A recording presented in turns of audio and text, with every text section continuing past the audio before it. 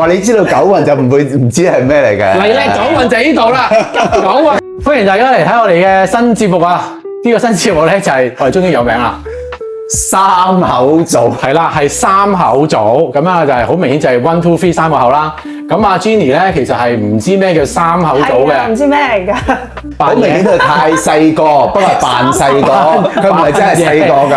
係啊，我哋啲三口組長大嘅。我哋呢度有兩條 gap，generation gap。兩條係咪？係兩條。多謝多謝，即係我同佢真係有一條嘅。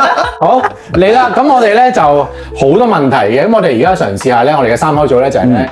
由我哋嘅常識認知出發先，跟住咧我哋就開始去問呢個問題，睇下有識之士咧就去做我哋嘅糾正啦。好，第一條問題就係廖師傅係玄學嘅大師啦，咁咧梗係要問啲玄學嘢啦。係有啲咩玄學嘢啊 Jenny？九運係咩嚟嘅？首先我想問下九運。九運係乜嘢？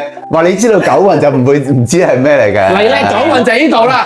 九運，哇！你真係喎，即刻出現隻狗啦，冇錯，呢個就係九運啊，象徵啦，係啦。九運係屬火嘅，咁但係好多人都喂心諗係嘛？咁屬火咁你要諗到乜嘢啊？好熱咯。好熱係，仲有咧？九運屬火好紅啦，好紅，好火熱啦，好火熱，好勁啦，係，即係嚟緊九運就係好勁啦，嘭嘭聲咁樣啦，係咪㗎？係咁啊，火一定係嘭嘭聲㗎啦，但係火亦都係快嚟快去㗎嘛，係嘛？啲火係轟跟住就收下，轟跟住就收下。首先我想問下，嗱九運你嗱，因為我哋之前過咗八運啊嘛，八運其實每一個運係幾多年啊？係20年嘅，20年嘅，20年嘅。咁有冇話佢行咗幾多次之後會碌翻轉頭㗎？180年，180年，180年乘9係啦，180年。咁之前我哋就係八運啊嘛。八運啊，冇錯啦。咁而我微博嘅認識咧就係八運咧就係 hit 地產嘅，係屬土嘅，因為咁一跌咗落九運咧就瀨晒嘢啦。係啦，屬火嘅。好啦，咁所以我哋而家地產就會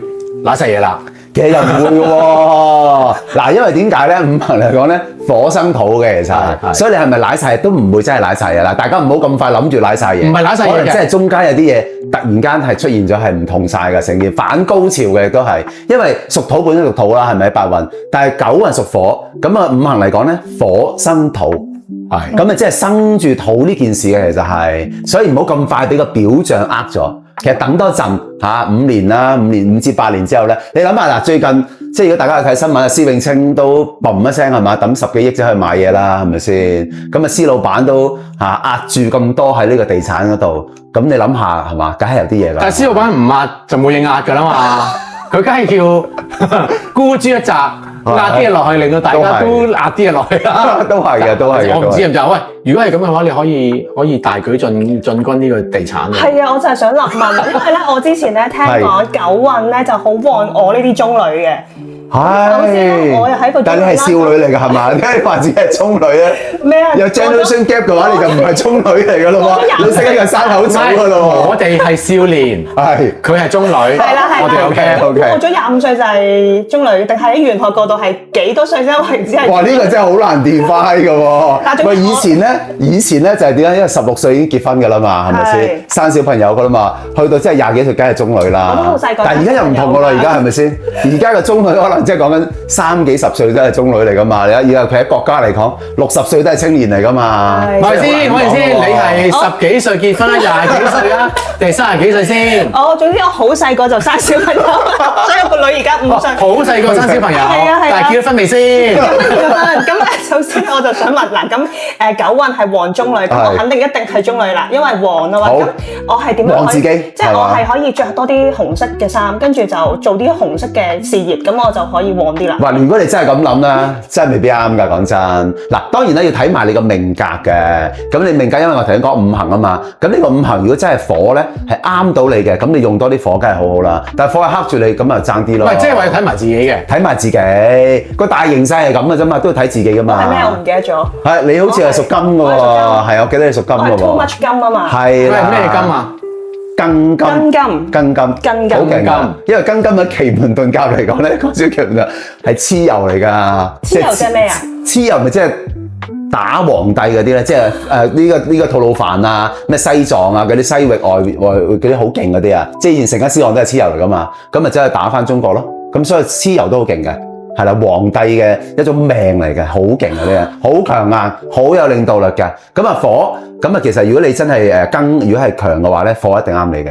哦，因為應該係咪撳翻住你，咪撳翻住你。因為頭先話地產就係屬土啦，咁火係應該有啲火，好似你而家都係啦，係咪靚女梗係 KOL 啦，KOL 唔啱晒啦。唔係聽聞根金係靚女嚟㗎嘛？如果係女仔嘅話，我聽過。都係㗎，都係㗎，偏靚嘅，都係偏靚嘅，都係偏靚。自己以為係，同埋天秤座啊，同埋天秤座都係。你係天秤座嘅？哦，係啊，係啊。哦，即係自己以為靚嘅。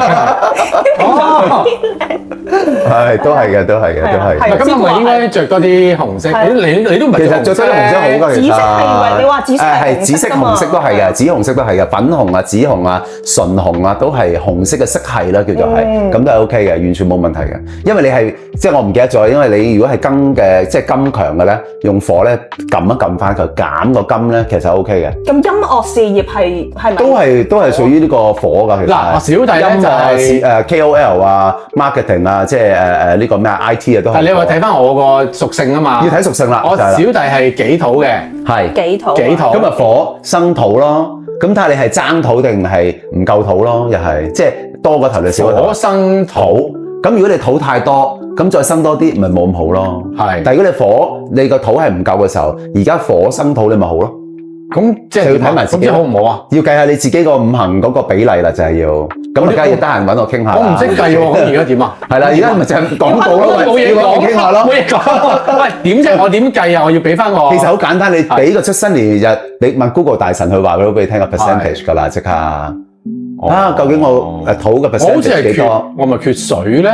我好似問過下嘅，類似係冇金同埋冇水，唔知喎。冇啫，但係你其他嘅比例係幾多？係即係你嘅比例究竟係土嘅比例有夠唔夠？如果土嘅比例係唔夠嘅時候咧，火咪啱你咯。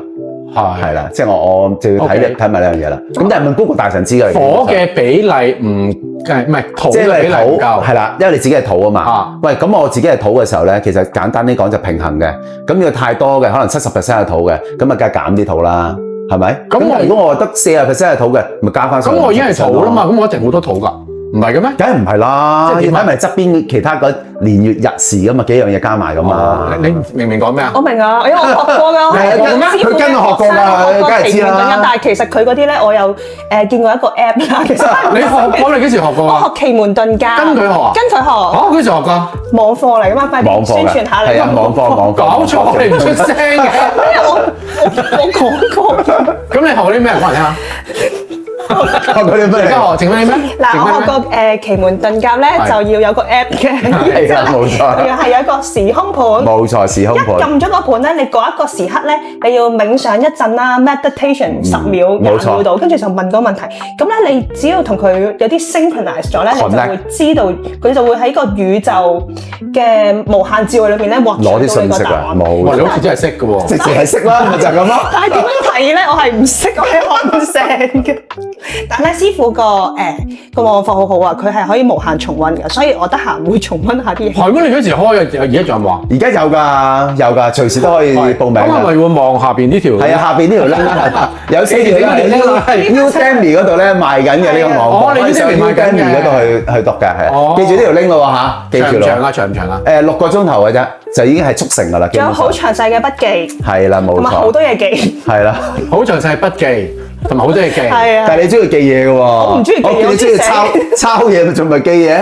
你有冇簿仔嘅喎？即係其實寫完嘅目的咧，就係唔使記。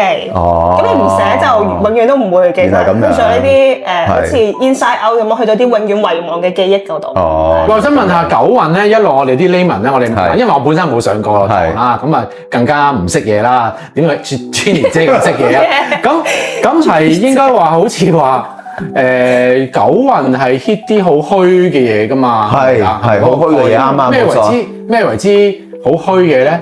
即係好虛嘅嘢咯。即係我哋呢啲係好虛，我哋都係好虛嘅。嗱 marketing 咪好虛咯，係嘛？咁以前喺 IT 嚟講，其實你見唔到個實物㗎嘛，啲 programming 嚟㗎嘛，programming 咪好虛咯，即係嘅意思咪咁解咯。係傳播性嘅嘢都係好虛嘅。即係口才啊、唱歌啊嗰啲都係虛㗎嘛。 AI 都係虛嘅。AI 梗係虛啦，虛嘅，即係咪一個 service 就係虛啲，你個 product 就係即係唔係啦，可以咁講啦，簡單啲可以咁講。咁即係你都好虛喎，係啊，服務一定係虛㗎啦。即係如果去做睡眠顧問係虛嘅，好虛，好虛嘅，好虛嘅。Jenny 你做睡眠顧問有好虛喎，你都係好虛喎。如果指紋分析係虛嘅，虛嘅係啦，係啊，服務性啊嘛。如果講血壓呢啲健康嘢都係虛嘅，即係服務嘢嚟嘅。冇錯。但係血係啱火啦嘛，又係血都係火嚟㗎嘛。因為紅色心血眼啊嘛，血係火嚟㗎，係。唔係因為紅色啊？點會因為紅色咁簡單啊？血係點解啊？心血眼，因為火咧亦都係心血眼嘅代表嚟嘅，所以係代表除咗火呢個五行屬性之外咧，喺個人體健康咧就心血眼。咩叫心血眼？心同埋眼咯，就係呢幾個咯。我記得筆記裏面有嘅。我諗你都要翻嚟開溫書咯。我又記得。總之就唔係因為血係紅色所以虛咯。所以仲有啲乜嘢？譬如你講緊突然間講人體，咁人體有啲乜嘢位係第二隻屬性咧？即係心血眼就係火啦，係咪？係。咁啊，如果腸嗰啲咪就係屬於皮膚，咪屬於土咯。我記得即係皮膚啊，喺筆記裏面咧有一個9宮格係有係啦，冇錯。點解你成日講筆記裏邊？所以一定要上堂啊！一定要上堂。如果唔係你真係唔知啊！你係咪想落個 tag 最後㗎？大家留翻個 PM 話你哋好好聽啊！之後咧我就會 send 個筆記俾大家睇㗎啦。係咪先？有需要可以留言啦。係啦，冇錯。我最後想講一句嘅，因為咧本身咧你識咗我好耐啦，幾個月啦，係咪？幾年啦。其實我本身就唔係好信風水命理嘅，但係咧而家咧越嚟越接觸多咗咧，咁我其實我唔知點解會真係喎，真係喎，點解咧？其中一個咧就係咧，我老婆都會成日去攞AI 去不斷去睇人哋嘅性格嘅。冇錯。咁佢攞完嗰個盤之後睇性格咧，係因為我哋都係做指紋性嘅分析咧，都係好特別有興趣性格啊嘛。係冇錯。哇！點解可以準得咁交關嘅嗰個性格？係有啲驚嚇。你知個出生年月日講個性格係啊，係嘛？咁啊，梗係啦。其實都係性格學嘅一種嚟嘅啫嘛，都係。係啊，古時嘅性格學嚟嘅，即係八字啊、奇門遁甲啊、紫微斗數啊，可以睇埋性格，睇得好準嘅可以係。OK。係啊。好啊，咁我最尾就偷咗個時間。係啦，我係做指紋性格分析嘅，都好準㗎。我哋今集係咁多啦。好，下集見，拜拜。